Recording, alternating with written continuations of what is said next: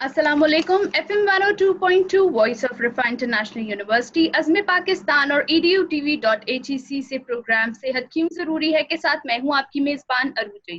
सामीन, जैसे कि हमने अपने पिछले प्रोग्राम में बात की थी स्मोकर्स में जो ब्रोंकाइटिस की बीमारियां होती हैं उसके बारे में, और जिंजर जिंजर के बारे में बात की थी कि वो इम्यून सिस्टम को कैसे बूस्ट करती है। और स्मोकिंग के बारे में सर ने बताया था कि स्मोकिंग ना सिर्फ लंग्स को बल्कि बाकी के भी बॉडी पार्ट्स को डैमेज करती है। आज हम बात करेंगे ट्यूबरक्लोसिस, जिसे हम टीबी भी कहते हैं, और वो एक सीरियस इन्फेक्शियस डिजीज है जो कि मेनली लंग्स को इफेक्ट करती है। और टीबी को second most common cause of death globally कहा जाता है। अगर एस्टिमेट लगाया जाए तो हर साल 8 मिलियन न्यू केसेस आते हैं टीबी के। हम इस सब पर बात करेंगे और ट्यूबरक्लोसिस के बारे में बात करेंगे, और टीबी की चेस्ट पेन का कैसे पता लगता है, इस सब पर गुफ्तगू करेंगे। हमारे साथ मौजूद हैं प्रोफेसर डॉक्टर मतियुर रहमान। अस्सलाम वालेकुम सर। वालेकुम सलाम। सर, ट्यूबरक्लोसिस वो ट्यूबरक्लोसिस और पल्मोनरी ट्यूबरक्लोसिस में क्या फर्क होता है? ट्यूबरक्लोसिस एक ग्रुप ऑफ डिजीजेस का नाम है जो कि एक जरासीम है, माइकोबैक्टीरियम ट्यूबरक्लोसिस, उसकी वजह से होता है। और ये कोई नई बीमारी नहीं है, ये बहुत कदीम बीमारी है। ये इंका और इजिप्शियन ममीज में भी दरियाफ्त हुआ है tuberculosis. So it's a very old disease. और मैं इस डिजीज को इसलिए ज़्यादा इस डिजीज के लिए काम करना चाहता हूँ कि it has killed our father of nation. Azam Mohammad Ali Jinnah died due to tuberculosis. अगर टीबी की वजह से उनकी इतनी जल्दी ना होती तो पाकिस्तान की सूरत हाल आज बिल्कुल मुख्तलिफ होती। आज हम उस पाकिस्तान में होते जिसका ख्वाब उन्होंने देखा था, और हम बहुत बेहतर सूरत हाल में होते। लेकिन बदनसीबी से ट्यूबरक्लोसिस की वजह से वो वफात पा गए बहुत जल्द पाकिस्तान बनते ही। तो इस वजह से हमें मुश्किल। तो अब ये ट्यूबरक्लोसिस, जैसा कि मैंने कहा, ये एक बैक्टीरियल डिजीज़ है जो एक बैक्टीरिया माइकोबैक्टीरियम ट्यूबरक्लोसिस की वजह से होता है, और ये जिस्म के तमाम हिस्सों को इन्वॉल्व कर सकता है। तो जो different part of the body को इन्वॉल्व करता है, सबसे कॉमन जो इन्वॉल्वमेंट है इसकी वो लंग्स की है। लंग्स को हम का दूसरा नाम पल्मोन है, इसीलिए इसका नाम पल्मोनरी ट्यूबरक्लोसिस है, लंग्स को जो इन्वॉल्व करता है। लेकिन उससे सेकंड कॉमन जो है वो है बोन की टीबी और इंटेस्टाइन की टीबी।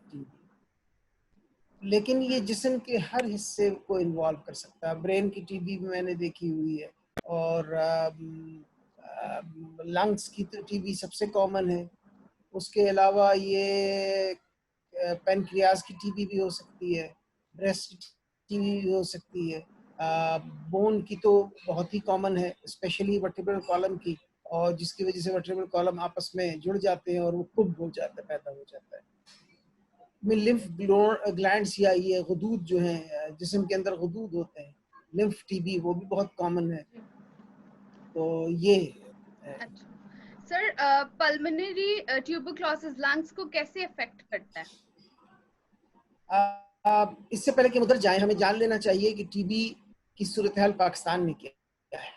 जी। पाकिस्तान में तकरीबन 5,10,000 नए टीबी केसेस हर साल इमर्ज होते हैं, और उनमें से तकरीबन 15 से 20,000 ड्रग रेजिस्टेंट टीबी होते हैं।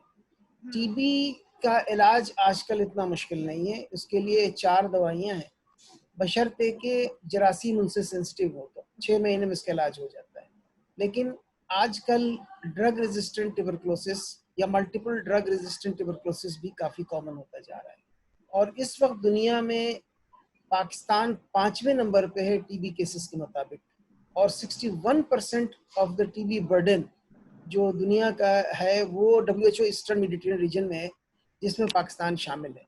यानी दुनिया में 100 केसेस अगर होते हैं तो 61 केसेस ईस्टर्न मेडिटेरियन रीजन में होता है, जिसमें पाकिस्तान, इंडिया, श्रीलंका, बांग्लादेश शामिल, शामिल नहीं, पाकिस्तान, बांग्लादेश और ये इजिप्ट वगैरह शामिल है। तो पाकिस्तान में बहुत ज़्यादा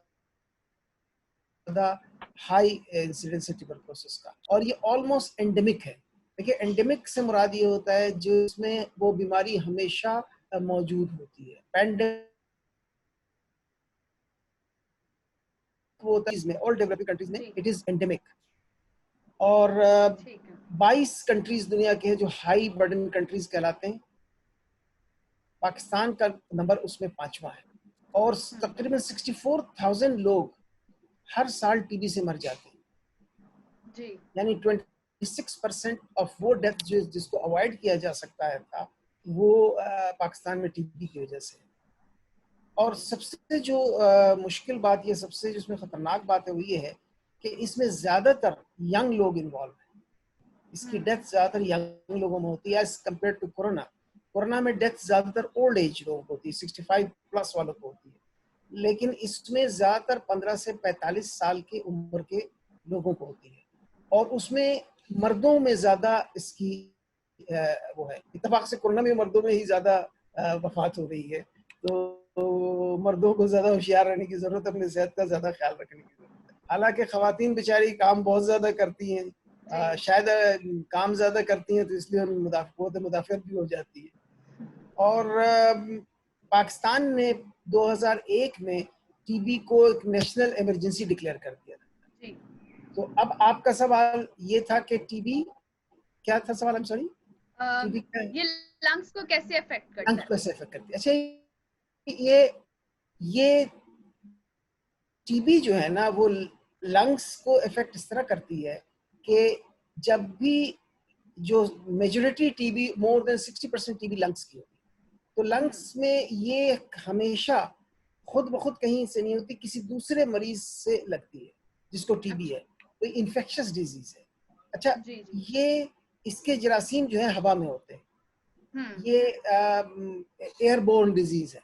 मतलब ऐसा होता है कि जब कोई शख्स खांसता है या बहुत ज्यादा जोर से इवन बोलता है या बहुत ज्यादा जोर से हंसता है, तो अगर उसके सीने के अंदर टीबी है तो उसके जरासीम हवा में फैल जाते हैं। अच्छा, कोरोना में वो चूंकि भारी होते हैं तो नीचे गिर जाते हैं, ये बहुत छोटे होते हैं तो ये हवा में ही रहते हैं और काफी देर तक रहते हैं। तो जो भी हवा में सांस लेगा उसको टीबी होने का खदशा है। तो हमेशा टीबी एक से दूसरे को ट्रांसफर होती है। तो अगर किसी शख्स को टीबी है और कहीं किसी महफिल में अगर खांसता है तो उस महफिल के तमाम लोगों को वो इनहेल हो सकता है। तो ये बहुत कंटेजियस डिजीज है। It is very contagious but less contagious than corona. तो इसमें क्या होता है कि फॉर एग्जांपल अगर एक महफिल में उसने खांसा जहाँ 100 लोग थे तो 10 के चांसेस हैं कि वो टीबी से इन्फेक्ट, सब नहीं होंगे। ठीक है, क्योंकि वो डिपेंड करेगा कितना क्लोज है, कितना उसने इनहेल किया। अच्छा, यहाँ पे एक चीज मैं क्लियरफाई कर दूं कि there is a difference between infection and disease. जब कोई शख्स खांसता है जिसको टीबी है, उसके सीने के अंदर जरासीम है, तो लाखों की तादाद में जरासीम हवा में निकलते हैं। तो दूसरा शख्स उसको इनहेल करता है तो अब जैसे उसकी बॉडी इम्यून सिस्टम अगर स्ट्रांग है वो उस टीबी जर्म को किल कर देती है, लेकिन वो शख्स इन्फेक्टेड हो गया। ठीक है, लेकिन अगर उसकी इम्यून सिस्टम कम है या ऑर्गेनिज्म बहुत ज्यादा तादाद में आ गए हैं जिसको इम्यून सिस्टम हैंडल नहीं कर पा रहा है, तो डिजीज हो जाता है। वो डिजीज क्या होता है कि सीने में एक फॉर एग्जांपल एक जख्म जैसा एक कैविटी बन जाती है या बॉडी के किसी हिस्से में जा करके वहां भी ट्यूबरकल डाल देता है। ठीक है, तो जब जिस्म में बीमारी पैदा कर दे तो वो डिजीज होता है। अगर उसको कंट्रोल कर लिया जाए तो इन्फेक्शन कहलाता है। तो जो लंग की टीबी फैलने का जो मेन तरीका है वो दूसरे किसी शख्स के खांसने छींकने से, जिसको स्पेशली खांसने से या बलगम थूके और वहां से वो हवा में उड़ करके बलगम आ जाए, वो बलगम इनहेल कर लिया जाए। इसीलिए टीबी के मरीजों को या ऐसे भी कफ एटिकेट ये है कि आप खांसे छींके तो अपने मुंह पे कवर करें, बलगम आए तो आप उसको जो है किसी ऐसे बर्तन में डालें जो कवर्ड हो। तो ये इसकी फैलने की जो तरीका है वो फ्रॉम पर्सन टू पर्सन है और एयरबॉर्न है, हवा में होता है। ठीक है। अच्छा सर, टीबी की चेस्ट पेन का कैसे पता चलता है? टीबी में चेस्ट पेन की प्रेजेंटेशन बहुत कम है। सिम्टम्स उसकी मैं आपको बता दूं कि अगर आप शायद ये पूछना चाह रही हैं कि सिम्टम्स क्या है। सिम्टम इसके Number one is fever, which is low grade, as compared to corona, which is high grade. मैं कोरोना इसलिए कह रहा हूँ कि आजकल हर बुखार को लोग कोरोना समझ लेते हैं, ऐसा नहीं। कोरोना का बुखार हाई ग्रेड होता है, इसका बुखार लो ग्रेड होता है और शाम के टाइम ज्यादा आता है, नंबर वन। नंबर टू, खांसी होती है। अगेन कोरोना में भी खांसी हो सकती है, इसमें भी खांसी हो सकती है, लेकिन इसकी खांसी प्रोलॉन्ग होती है। अच्छा। हाँ, इसकी खांसी शुरू होगी और महीनों चलती रहेगी। तो कोई भी शख्स जिसको 2 हफ्ते से ज्यादा खांसी है, उसको अपना चेक करा करके एक्सक्लूड कराना चाहिए कि उसको टीबी तो नहीं है 2 हफ्ते से ज्यादा। तो दूसरी चीज कफ, तीसरी चीज वेट लॉस, क्योंकि ये इन्फेक्शन है तो उसकी जो वेट लॉस होता है। चौथी चीज ये है कि भूख की कमी, लॉस ऑफ एपेटाइट। पांचवा सिम्टम ये है कि रात को इसको जब सोता है तो इसके कपड़े गीले हो जाते हैं, नाइट स्वेट्स। ये इसके मेन सिम्टम्स है, लेकिन डिपेंड करता है, ये तो एक जनरल सिम्टम्स है। लेकिन अगर खुदा न खास्ता ये टीबी लंग की है, तो उसके जब कैविटी लंग में बना हुआ है, तो वो जब उसके अंदर खून की नालियां होती हैं बारीक बारीक, वो जब खांसता फटती हैं तो बहुत सारा खून आ सकता है। तो haemoptysis is specific for pulmonary या लंग टीबी। अब फर्ज कर लें खुदा न खास्ता टीबी हुई है गले की, हो सकता है तो होर्सनेस ऑफ वॉइस या आवाज का भारी होना होता है। अगर खुदा न खास्ता टीबी हुई है प्लूरा की, जो लंग के ऊपर झिल्ली है, उसकी हुई है तो पानी भर जाता है, सांस फूलता है। फिर अगर वो टीबी हुई है गट की, इंटेस्टाइन की, तो क्या होता है कि वो कॉन्स्टिपेशन या डायरिया शुरू हो जाता है। अगर टीबी हुई है बोन की, तो उसको हड्डियों में दर्द होता है, खुदा न खास्ता पीप निकलने लगता है। अगर खुदा न खास्ता जो बहुत सीरियस टीबी है वो मेनिंजिस की है, जो कि ब्रेन के ऊपर झिल्ली, उसको मेनिंजिस कहते हैं, मेनिंजाइटिस, तो उससे फिर गर्दन तोड़ बुखार जैसी प्रेजेंटेशन होती है और बंदा बेहोश हो सकता है। ब्रेन के अंदर चला गया है तो ब्रेन के जो है कि पैरालिसिस वगैरह। तो ये डिपेंड करता है कि बॉडी के किस हिस्से को इन्वॉल्व किया है, उसके मुताबिक सिम्टम। इसीलिए टीबी के बारे में ये कहते हैं, it can present with all symptom on the earth, all science on the earth. जितनी भी सिम्टम आप सोच लें वो सब कुछ हो सकता है, क्योंकि जिस पार्ट को इन्वॉल्व कर रहा है उसके मुताबिक, और उसके मुताबिक उसकी जो शनाख्त के लिए जो डॉक्टर जो साइंस देखते हैं वो भी हो सकता है। अच्छा सर, टीबी 2 तरह के होते हैं, एक एक्टिव टीबी और एक लेटेंट टीबी, इन दोनों में क्या फर्क है? ओके, टीबी को डिवाइड हम जब करेंगे तो एक तो होता है पल्मोनरी, एक एक्स्ट्रा पल्मोनरी। इतनी देर हम बात कर रहे थे कि पल्मोनरी लंग की टीबी और extra pulmonary other than lung, पूरी जिस्म पे कहीं भी। दूसरा होता है एक्टिव और लेटेंट। एक्टिव का मतलब ये होता है कि एक शख्स को इस वक्त अभी टीबी है। इसको समझने के और आसान ये है कि फॉर एग्जांपल एक शख्स के पास जरासीम आए, ठीक है, बॉडी इम्यून सिस्टम ने उसको कंट्रोल कर लिया, लेकिन टीबी के जरासीम थोड़े बहुत कहीं ना कहीं छुप के बैठ गए, तो वो लेटेंट का मतलब छुपा हुआ होता है। तो जब भी इम्यूनिटी कम होगी उस बंदे की तो उसको टीबी हो जाएगी, तो उसको हम लेटेंट टीबी कहते हैं, ठीक है। लेकिन अगर टीबी के जरासीम इतने पावरफुल हैं, इम्यूनिटी को हैंडल नहीं कर सकी, तो उसको फुल ब्लोन टीबी का डिजीज हो जाएगा, तो एक्टिव टीबी कहलाएगा। अच्छा सर, अगर हमारा इम्यून सिस्टम इतना स्ट्रांग हो तो क्या हमें कोई खतरा नहीं है टीबी से फिर? देखिए, मैं शायद पहले भी आपको कोरोना के प्रोग्राम में भी कह चुका हूँ कि हमारे पास जो सबसे बड़ा हथियार अपने आप को बीमारियों से बचाने के लिए जो अल्लाह ताला ने हमें वदीयत किया है, अल्लाह ताला की मेहरबानी है, वो इम्यूनिटी है। और इम्यूनिटी कायम करने के लिए लाजमी है कि हम अपनी डाइट अच्छी रखें, अपनी स्लीपिंग पैटर्न अच्छी रखें, अपने लिए कोई स्ट्रेस ना क्रिएट करें, तो हमारी इम्यूनिटी ठीक होती है। तो इम्यूनिटी बहुत ज़रूरी है बीमारियों से बचने के लिए। ठीक है। अच्छा सर, अभी एक रिसर्च आई है कोरोना वायरस के आर्टिकल्स में मैंने पढ़ा है कि कोविड की वजह से अब आजकल लोगों को टीबी भी पॉसिबिलिटी है कि उनको टीबी हो जाए, तो ये रिसर्च क्या सही है? अच्छा, ये बड़ा इंटरेस्टिंग सवाल है और बहुत ही इंपॉर्टेंट सवाल है। एक चीज मैं आपको बता दूं, जब भी कोई एक पेपर आता है ना, उसकी कोई अहमियत नहीं है। जी। हम रिव्यू करते हैं, कॉकरेन रिव्यू, जिसमें बहुत सारे पेपर जब एक टॉपिक पे आ जाए तो उनको एनालाइज करके फिर हम उस पर किसी नतीजे, किसी एक पेपर की किसी बात की कोई अहमियत नहीं। लेकिन हर बात को ये ना देखो कौन कह रहा है, ये देखो क्या कह रहा है। इस हवाले से जो कोरोना का जो सबसे बड़ा मसला भी हो रहा है, जिसका अभी हमें एहसास नहीं है, वो ये है कि हमने बाकी तमाम डिजीजेस पे गौर छोड़ दिया है। उसकी सादा मिसाल ये है जी कि जी। अब आप अस्पताल में जाएं तो आपको कोई लेने को तैयार नहीं होगा। आप खुद नहीं जाएंगे कोरोना के डर के मारे। हम्म। उसका नुकसान क्या हो रहा है जी कि अगर फॉर एग्जाम्पल हार्ट फेलियर का एक बंदा है, उसकी हार्ट फेलियर बढ़ती जा रही है, अस्पताल नहीं जा रहा है। डायबिटीज से उसकी कॉम्प्लिकेशन बहुत हम्म बढ़ती जा रही है, नहीं जा रहा, फिर उस वक्त जाएगा जब वो अनकॉन्शियस हो गया, तो सा डायबिटिक कोमा में चला गया। इस तरह कैंसर है, कैंसर का हम्म ट्रीटमेंट लोग कराने नहीं जा रहे हैं और कैंसर इतना टाइम देता नहीं है। तो एक तो ये है, और टीबी के हवाले से ये बात जाहिर है कि जब कोरोना होगा तो इम्यूनिटी कम होगी। जब इम्यूनिटी कम हम्म। होगी और उसके अंदर खुदा न खास्ता कोई जरासीम पड़े हुए लेटेंट, तो वो फिर एक्टिवेट हो सकते हैं। एक दूसरा जो कि हमें सोचने की जरूरत है कि जो सबसे बड़ा, जो कि अभी हमें नजर नहीं आ रहा है, लेकिन ये बहुत बड़ा क्राइसिस सामने आने वाला है कि कोरोना के खौफ की वजह से बीसीजी वैक्सीनेशन जो होता था वो अब काफी कम हो गया। पोलियो के हम्म। ड्रॉप्स जो पिलाए जाते थे वो काफी कम हो गए। तो हम तो जी कोरोना का रोना रो रहे हैं पूरी दुनिया। वहां तो ये मसला नहीं, हमारे पास तो ये मसला है। अल्लाह ताला जी। हमारी हिफाजत करे। तो टीबी बजाते आमीन। खुद कोरोना से लिंक्ड नहीं है कि किसी को कोरोना होगा तो टीबी हो जाएगा, ऐसा नहीं है।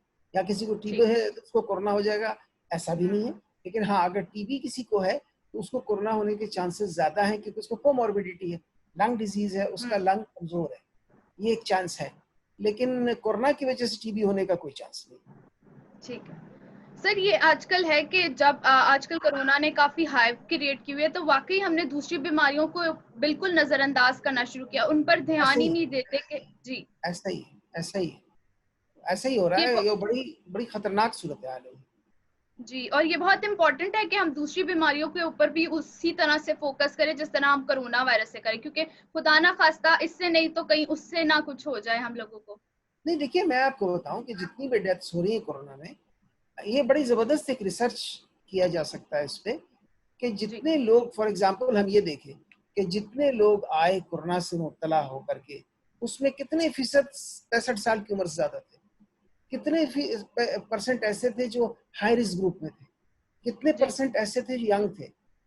उनमें हम्म से वो लोग जो यंग एडमिट हुए, उनमें से कितने ठीक होके चले गए, जो हाई रिस्क ग्रुप है उनमें से कितने ठीक होके चले गए। फिर हम्म जिनकी डेथ हुई, क्या उनको सिर्फ कोरोना था या उनको कॉम्प्लिकेशन ऑफ डायबिटीज भी थी प्लस कोरोना हो गया, या उनको हार्ट फेलियर था प्लस कोरोना हो गया। तो अब मेरी नजरों में corona is not the cause of death. Hmm corona has just stimulated और has increase the speed of the problem. जैसे हार्ट फेलियर का प्रॉब्लम था, डेथ की वजह उसकी हार्ट फेलियर ही है, लेकिन कोरोना की हम्म। वजह से चूंकि वो ज्यादा उसको बीमार पड़ा तो हार्ट फेलियर जी एक्सेसरबेट हो गया। तो ये जी। सिर्फ कोरोना का कॉज ऑफ डेथ में नहीं लिखना चाहिए। Corona with heart failure, corona with severe diabetes, corona with cancer. अब कैंसर से लोग तो हम्म मरते ही हैं, हार्ट फेलियर से लोग तो मरते ही हैं। लेकिन आजकल तो ऐसा लगता है कि दुनिया में मलकुल मौत ने सिर्फ कोरोना के हवाले कर दिया सब कुछ, अब किसी और जी मर्ज से जी कोई नहीं मर रहा है। ये एक जी। रिसर्च क्वेश्चन है जिसपे हमें रिसर्च किया जाए तो सही जवाब मिलेगा। अच्छा सर, आपने खुद भी कहा कि लोग डर रहे हैं हॉस्पिटल्स जाने से, अपना चेकअप करवाने से। ऐसे में टेलीमेडिसिन एक कैसा ऑप्शन है घर पर बैठ के चेकअप का? देखिए, टेलीमेडिसिन बहुत अच्छा ऑप्शन है, लेकिन जो टेलीमेडिसिन के नाम पे जो प्रैक्टिस अभी हम कर रहे हैं वो जी एग्जैक्टली टेलीमेडिसिन है नहीं। That's telephone consultation, there is difference. Hmm. Telemedicine में क्या होता है, टेलीमेडिसिन में फॉर एग्जांपल मैं पल्मोलॉजिस्ट हूँ। अब जी। मैंने एक केस को डायग्नोस करने के लिए उसकी सीने की आवाज भी सुननी है हम्म कि उसके सीने में किस किस्म की आवाज आ रही है, या उसके सीने में सीटियां बज रही हैं या क्रैप्स आ रहा है। तो हमारी फिर डिफरेंशियल डायग्नोसिस बनती है। फिर हमने जी। उसको एग्जामिन भी करना होता है, हमने हम्म उसको प्रॉपरली देखना भी होता है। तो अब जो हो रहा है, जो अभी जितने भी जहां भी टेलीमेडिसिन सर्विस डिलीवर हो रही है, वो एग्जैक्टली टेलीमेडिसिन नहीं है, वो is a hmm telephonic consultation. इसमें telephonic plus face to face discussion है। देखिए, जो डायग्नोसिस के लिए ना 3 स्टेप होते हैं। पहला हम्म। स्टेप होता है हिस्ट्री टेकिंग, ठीक है। दूसरा स्टेप होता है एग्जामिनेशन, तीसरा स्टेप होता है इन्वेस्टिगेशन। इन तमाम चीजों को मिला करके फिर डायग्नोसिस होती है। हम जी। ज्यादातर जो है इस आजकल की जो टेलीमेडिसिन जो हम प्रैक्टिस कर रहे हैं ज्यादातर जगहों पे, किसी हम्म जगह शायद ऐसा नहीं हो रहा होगा, इससे बेहतर हो रहा होगा, लेकिन जो मैं देख रहा हूँ उसमें हिस्ट्री तो हम बहुत अच्छी ले लेते हैं जी। एग्जामिनेशन 0, इन्वेस्टिगेशन भी हम करा लेते हैं। तो यस, जब हमें कोई फैसिलिटी मुयसर नहीं है तो इट्स ओके। स्पेशली अगर मैंने किसी मरीज को पहले देखा हुआ है तो उसमें तो ये बहुत अच्छा है, लेकिन पहली बार किसी मरीज को देख करके उसकी तशखीस करना एक सवालिया निशान है। जो असल में टेलीमेडिसिन होता है वो इस तरह होता है कि एक सेंटर बना हुआ होता है। फॉर एग्जांपल, गिलगित में मरीज बैठा हुआ है, मैं इस्लामाबाद में बैठा हुआ, ठीक। मेरे अस्पताल में मेरे पास इंस्ट्रूमेंट्स हैं कि वहां पे डॉक्टर उसके सीने पे स्टेथोस्कोप लगाएगा इलेक्ट्रॉनिक, तो उसकी आवाज मेरे कान में आएगी। वो जब वो अल्ट्रासाउंड कर रहा होगा तो मैं उसको देख रहा हूँ अपने पास, जो उसकी इन्वेस्टिगेशन है मेरे साथ, तो वो किसी हद तक वो सही टेलीमेडिसिन है। हमें शायद इतनी फैसिलिटीज अभी हासिल नहीं है, लेकिन ये मैं बता दूं कि इस कोरोना की वजह से हमें एक बहुत बड़ा एडवांटेज हुआ है कि हम लोगों को ये कॉन्फिडेंस आ गया है कि आपका इलाज डॉक्टर के पास पर्सनली जाए बगैर भी हो सकता है, और मैं समझता हूँ कि रीजनेबल हो रहा है।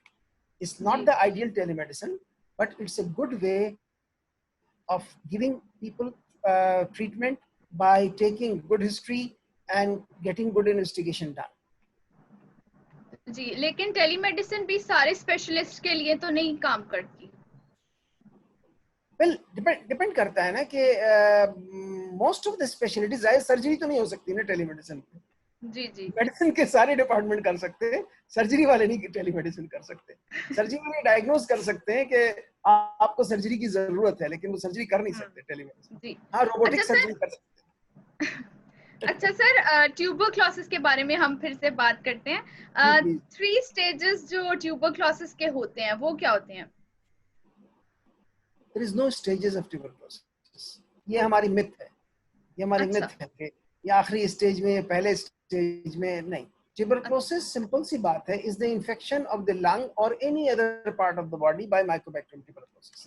अर्ली स्टेज है तो उसकी जो फॉर एग्जांपल लंग में अर्ली स्टेज में एक छोटा सा कैविटी पड़ा हुआ होगा, या कैविटी नहीं भी होगा, छोटा सा निमोनिक पैच होगा। उससे ज्यादा बढ़ जाएगा तो कैविटी बर्स्ट कर जाएगी और फिर वो खून आना शुरू हो जाएगा। उससे ज्यादा बढ़ जाएगा तो बहुत सारी कैविटियां पैदा हो जाएंगी। तो ये it depends how much the lung is involve, how much the intestine is involve, how much the bone is, it can be said it's less severe और मोर सीवियर, लेकिन कोई स्टेजेस इसके प्रॉपर नहीं है। मतलब ये मिथ है, कॉमन लैंग्वेज है। जैसे कि एक लफ्ज हम कहते हैं डबल निमोनिया, बड़ा कॉमन लफ्ज है।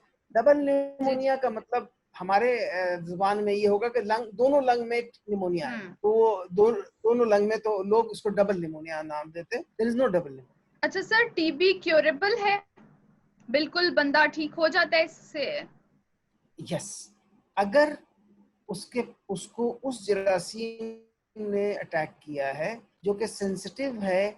4 दवाइयां हैं टीबी की, रिफाम्पिसिन, आईएनएच, पायराजिनामाइड, इथेम्बुटॉल। इसको हम देते इस तरह हैं कि पहले 2 महीने हम इसको इंटेंसिव फेज कहते हैं, मुकम्मल हमला, जबरदस्त हमला जरासीम पे, उसमें 4 दवाइयां दी जाती हैं। और उसके बाद जब वो 2 महीने के बाद जब उसका फॉर एग्जाम्पल बुखार भी ठीक हो जाता है, खांसी भी ठीक हो जाती है, एक्सरे भी बेहतर हो जाता है, बलगम में जो जरासीम आ रहे थे वो भी, और इसकी तशखीस के लिए बलगम के हमें जरासीम देखते हैं, एक्सरे भी हम कराते हैं, लेकिन बलगम में जरासीम देखना सबसे, लंग की टीबी की बात मैं कर रहा हूँ उसके लिए। बाकी के लिए आपको सर्जरी करके, अगर गदूद की टीबी है जहाँ सबसे ज्यादा गर्दन के गदूद के, तो वो एक छोटा सा पीस निकाल लेते हैं और उसमें देखते हैं। तो ये करने के बाद, डायग्नोस करने के बाद, हम 4 दवाइयाँ पहले 2 महीने और फिर 2 दवाइयाँ रिफाम्पिसिन, आईएनएच 4 महीने मजीद देते हैं। तो अगर सेंसिटिव है तो 100% क्योरेबल है। अगर ये सेंसिटिव नहीं है तो उसको हम ड्रग रेजिस्टेंट टीबी कहते हैं। उसमें एक दवा से रेजिस्टेंस, तो वो दवा छोड़ के हम कोई और एक नई दवा डाल देते हैं। अब उसके बाद एक और आ गया है जिसको मल्टीपल ड्रग रेजिस्टेंट कहते हैं। Multiple drug resistant TB, MDR TB. उसमें क्या होता है कि उसमें आईएनएच और रिफाम्पिसिन 2 बड़ी इंपॉर्टेंट दवाइयां हैं टीबी की। जो सबसे इंपॉर्टेंट दवा है वो आईएनएच और रिफाम्पिसिन। ये दोनों दवाइयां मेन है जो कि, तो इससे रेजिस्टेंट होता है। तो फिर इसमें मजीद हम दूसरी दवाइयां, साइक्लोसिरीन और दूसरी चीजें हम डालते हैं। अब जो बदकिस्मती से चूंकि इसका इलाज प्रॉपर नहीं करते लोग, बीच में इलाज छोड़ देते हैं या मुकम्मल डोज नहीं लेते, तो उसकी वजह से पहले सेंसिटिव टीबी हुई। सेंसिटिव टीबी को प्रॉपर इलाज नहीं किया गया। इसमें 3 चीजें बड़ी अहम होती है: proper dose, proper drug and proper regimen and proper duration. 4 चीजें। आपने 4 दवाइयां देनी है। आपने उसको उसके वजन के मुताबिक देना है। 50 किलोग्राम से कम है तो 4 गोलियां एक साथ देनी, 3 गोलियां देनी है। 50 किलोग्राम ज्यादा तो 4 गोलियां देनी है। और रेजिमेन ये है कि उसमें 4 दवाइयां शुरू में रिफेम्पिसिन, आईएनएच, पायराजेमाइड, एथम्बेटोल जरूर देंगे अनलेस कोई किसी से एलर्जी ना हो, और बाद में रिफेम्पिसिन। ये रेजिमेन है। ड्यूरेशन 2 महीने तक 4 दवाइयां, 4 महीने तक 2 दवाइयां, dose according to body weight. तो ये अगर ये 4 चीजें फॉलो करेंगे इस 100% क्योरेबल। लेकिन होता ही है कि आमतौर पर ये होता नहीं, क्योंकि डॉक्टर्स भी इतना टाइम नहीं लगाते मरीज पे उसको समझाएं, ना मरीजों को इसकी फिक्र होती है, क्योंकि उनको जरा तबीयत ठीक हो गई तो छोड़ देते हैं। उसकी वजह से क्या होता है कि मरीज मर्ज तो उस वक्त कम हो जाता है, लेकिन उसके बाद फिर बड़ा थोड़े दिन बाद फिर वो रियकर होता है, तो वो ड्रग रेजिस्टेंट या मल्टीपल ड्रग। उसके बाद मल्टीपल ड्रग रेजिस्टेंट को भी पूरा आप ठीक नहीं करते तो फिर XDR कहलाता है वो। उसके बाद अब जो सबसे खतरनाक बात हुई है आजकल दुनिया में कि अब एक नई टीबी के किस्म आ गई जिसको टोटल ड्रग रेजिस्टेंट कहते हैं, जिसमें कोई टीबी की दवा काम नहीं करती। वो बड़ी खतरनाक है उसके अपने लिए भी और कम्युनिटी के लिए भी, क्योंकि ये पर्सन टू पर्सन फैलता है। अच्छा सर, अगर हम बात करें काफी सारी ऐसी बीमारियां हैं जो इंसान क्योर होने के बाद भी हो जाता है, तो क्या टीबी में भी ऐसा है कि एक बार इंसान क्योर हो जाता है पूरी तरह से तो उससे दोबारा ये हो जाए? देखिए डिपेंड करता है ना कि अगर आपने अपना ख्याल नहीं रखा, क्योंकि आपका फेफड़ा जो ठीक होना था वो हो गया, अब बाकी फेफड़ा तो उसी तरह हवा से सांस ले रहा है ना। तो अगर आप ऐसी जगह बैठ रहे हैं जहाँ बहुत सारे लोग टीबी के मरीज हैं, या आप अपनी इम्यूनिटी का ख्याल नहीं रख रहे हैं, तो टीबी जर्म्स तो हवा में हैं। मैं हमेशा कहता हूँ TB germs are in air. Stop breathing और stop TB, choice is yours. या आप सांस लेना बंद कर दें या टीबी को रोकने की कोशिश करें।